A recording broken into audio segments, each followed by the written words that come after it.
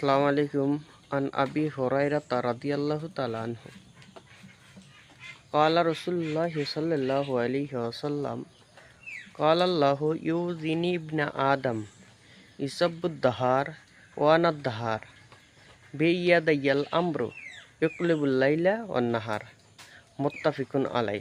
হাদিসটা রয়েছে বুখারী এবং মুসলিমের মধ্যে।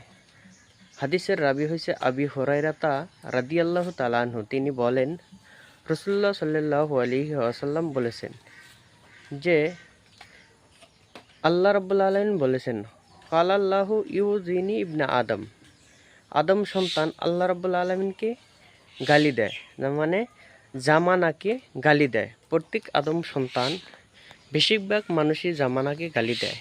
আল্লাহ রাব্বুল আলামিন বলছেন, জামানাকে তোমরা কখনো গালি দিবে না, কেননা জামানা তো আমিতি, আমাকে কেন তোমরা গালি দিয়েছো।